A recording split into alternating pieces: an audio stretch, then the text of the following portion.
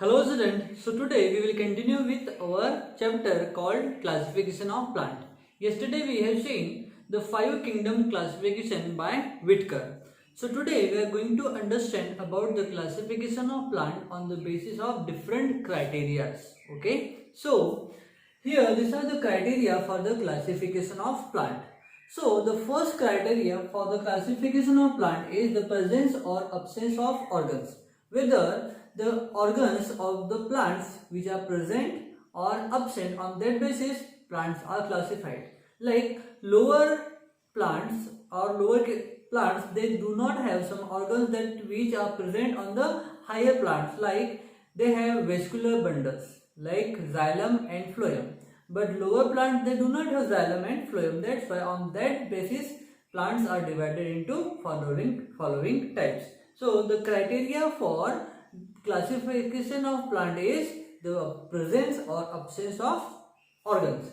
Then we have the presence or absence of conducting tissue. So the conduction of water and food in plant which takes place with the help of xylem and phloem.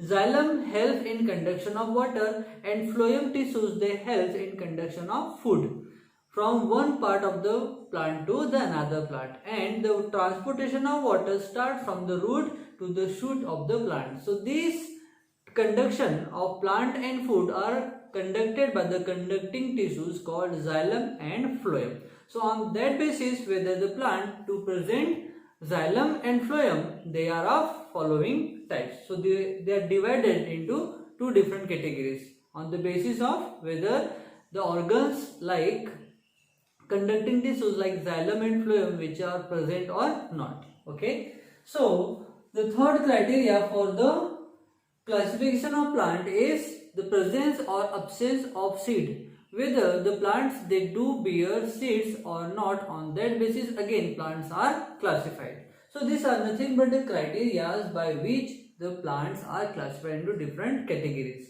Then next criteria is the presence or absence of seed, and if seed is present then which is enclosed inside the fruit or not.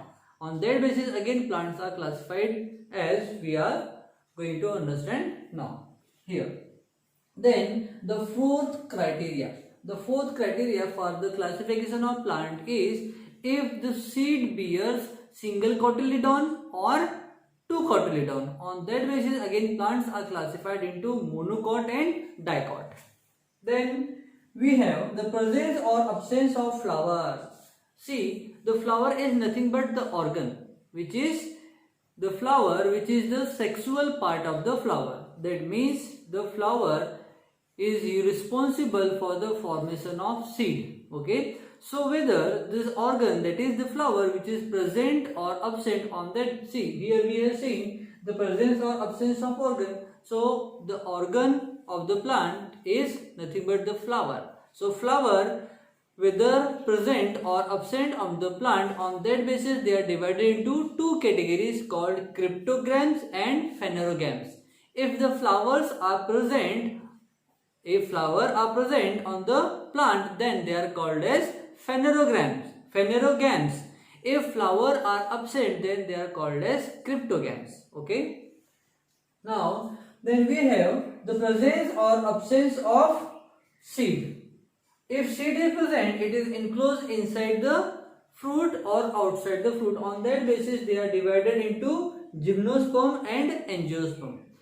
Then after the gymnosperm, which is again divided into two categories, whether the seed presents single cot or two cot, that is single cotyledon or two cotyledon. On that basis plants are classified as dicotyledon and monocotyledon. So if you will understand, example of dicotyledon are the pea plant. You know the pea plant, if you will break down the pea or that matar kadana, if you will break down, you will get two holes. Okay, pulses, they have two holes inside the seed. That's why they are called as dicotyledon. But if you will look on the rice, wheat, maize, they have only single cotyledon on their seed. That's why they are categorized as monocotyledon. Okay, so on the basis of number of cotyledon plants are classified into two types, that is monocotyledon and dicotyledon. So the classification of plant which is completely understood or which is completely given by the scientist or botanist called Eichler, it's in 1883. Okay, so this is the classification of plant according to him. Okay, so this is the criteria for the classification of plant. If you want to write, you can write or take a screenshot. So the in classification of plant, we will understand about the first division called Thallophyta. Thallophyta. What are Thallophyta? If you will, generally in rainy season, if you will see the pond water which turns into green color. So why this water turns into green color? Because the microscopic plants, they grows in a water. That's why the color of the water becomes green. We have activity in our page book, in our textbook page number 76, where it is given as the collects this green water from the pond and observe it under the microscope. Observe under the microscope, then you will see there are the few plants, they are very microscopic in structure. Such plants are called as Thallophyta. Some may be unicellular or may be multicellular plants. So Thallophyta are the first criteria of the plant that we have classified. Okay, the Thallophyta, they generally grow in a water. They may be grow in a fresh water as well as in saline water. Saline water is nothing but the marine water, या नहीं हम बोलते हैं उसे ocean water, salt water you can say also. So generally Thallophyta, they grow in a water, maybe fresh water or in saline water. In this group of the plant, they do not have specific root, stem and leaves. Thallophyta do not have the specific parts of the plant like root, stem and leaves, but they are autotrophic in nature. That means they have chlorophyll present in their cell so that they perform photosynthesis process. What is photosynthesis process? It is the process in which plant produces their own food with the help of chlorophyll and sunlight. By using carbon dioxide and water, they convert carbon dioxide and water into the food. Okay, so this process takes place in presence of sunlight. That's why this process is called as photosynthesis. So generally Thallophytas are called as algae. They are called as algae. Algae shows great diversity in them because few are autotrophic and few are heterotrophic. Autotrophic, that means they produce their own food with the help of photosynthesis. Some of the algae are unicellular or maybe multicellular. Their body is really very soft and shiny. Then they are microscopic as well as large. Some of the algae, they are microscopic, that means you cannot see with our naked eyes. So for observation you have to use microscope. But some of the algae, they are multicellular, so you can observe with your naked eyes also. Examples like we have Spirogyra, Eulothrix, Ulva and Sargassum. These are the examples which are given in your textbook also. Okay, some of these are found in fresh water. Fresh water means they can be found in pond, maybe in river, in lake. Okay, so or you can say the water which is deposited on the dam also, there algae are present. So this water is called as fresh water. But if we will look on the saline water, which is the salty water, that means the water from the ocean. So algae can grow in fresh water as well as in saline water. This plant usually have the soft body and the fiber like body. Okay, so the body of the plant is very soft and fiber like. Most of the fungi, they do not have chlorophyll in their body like yeast. They do not have chlorophyll in their body, that's why they do not perform photosynthesis. That means they depends on other dead organism or other organism of the universe, of the earth, so that they can use nutrition from their body. So they are totally depend on others for their nutrition. That's why they are called as heterotrophic. So some fungi and yeast and molds which do not have chlorophyll in them, but they are placed in division called Thallophyta. Okay, so this is all about Thallophyta.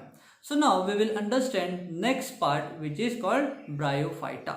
So what are Bryophyta basically? So bryophytes are nothing but they are the next category of the plant. Okay, so next category is, or we can say next division. So division 2.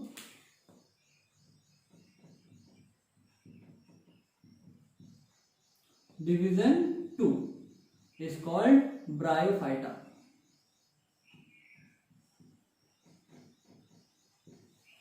Okay. So Bryophyta. So generally, if you have observed the old walls of the bricks where the layer of the bryophytes are present. बहुत बार आपने पुरानी घरों की BRICS के ऊपर देखा होगा कि वहां पर एक मॉस के समान ग्रीन लेयर फॉर्म हो जाती है. That nothing but the bryophytes. Okay, so bryophytes are multicellular plants. Their body is called as thallus. Their body is called as thallus. They do not bear root, stem and leaves, but the stem and leaf-like structure is present, which is called thallus, and the root-like structure is present, which is called rhizoid. These plants are autotrophic because they prepare their own food with the help of photosynthesis. This category of plant are called as amphibians. Amphibians means they can grow in soil, or we can say in terrestrial, that way as well as in plants also. So generally these plants are grow in moist place. That's why they are called as amphibians. The reproduction in bryophytes takes place with the help of spore formation. Spore formation के through bryophytes क्या करेंगे, reproduce करेंगे और अपने population को increase करेंगे.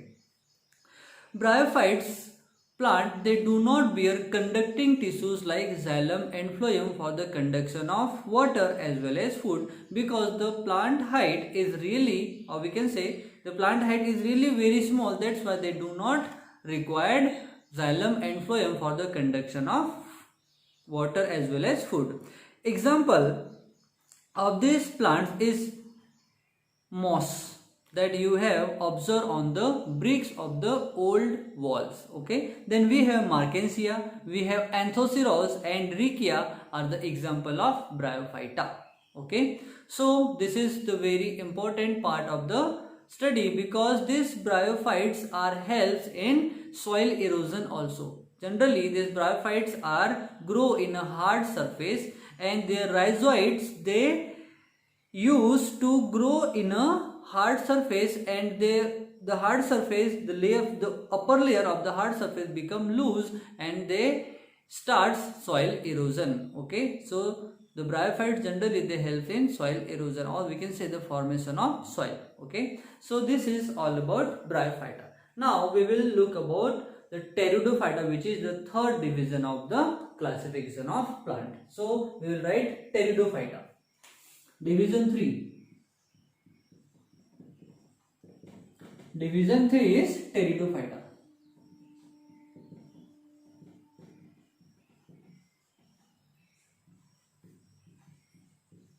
Here in Pteridophyta, P is silent. P is silent, we called it Pteridophyta. So pteridophyte you have generally observed in the garden. Generally in garden, few of the pteridophytes they are grow in order to make a beauty of the garden. So generally pteridophytes are the higher category of the plant if we will compare with Thallophyta and Bryophyta. So Thallophyta and Bryophyta, after they, or we can say the Pteridophyta is comes after Bryophyta and Thallophyta, because it is the lowest category of the plant. Then we are classifying, we are understanding this plant on the basis of the next category. Okay, next level of the plant. So here we have Pteridophyta. So pteridophyta are the group of the plant that grow in a garden or generally in soil. These plants have green colored because they have chlorophyll in their body and they perform their own food with the help of photosynthesis. They have the well developed xylem and phloem tissues for the conduction of water and food. They have well developed conducting tissues called xylem and phloem. But these plants do not bear the flower. That means they do not produce seed. That's why they reproduce with the help of spore formation. And spores are generally grown on the posterior side of the leaf margin. Okay, like if you will see the example of their leaf, then this are the group of many spores that grow on the margin of the leaf. Okay, so these are the spores. That's why we can say pteridophyta, they generally reproduce with the help of spores. So few of the pteridophyta, they reproduce with the help of spore formation, which is asexual reproduction. But few of the pteridophyta, they produce with the help of zygote formation. That means they reproduce sexually. Okay, so example of these plants are pteridophyta. Have examples like we have Marshallea, we have Nephrolepis, we have Teres, we have Adiantum. These are the examples of pteridophyta. Okay, few of them are like Selaginella and Lycopodium are the example of pteridophyte plants. So what is the basic characteristics of the pteridophyta? They have well developed xylem and phloem conducting tissues for the conduction of water and food. Next we have generally they reproduce with the help of spore formation asexually, and they reproduce few of the pteridophyta, they reproduce sexually with the help of zygote formation. These plants are grow mainly in soil only. Okay, then these plants, they produces their own food with the help of photosynthesis. That means that pteridophytas are autotrophic in nature. So these are the characteristics features of the pteridophyta. Okay, so at least 4 characteristics you have to remember and at least 3 examples. Okay, so this is all about pteridophyta. So tomorrow we are going to understand in our next video about the phanerogams. So this is all about cryptogams. Why cryptogams? Because this category of flower they do not present flower. These categories of plant, they do not bear flower. That's why they are kept in a they kept in cryptogams. Okay, so now we will understand in our next part about the phanerogams. Okay, so आज के लिए इतना ही, मिलते हैं next video में.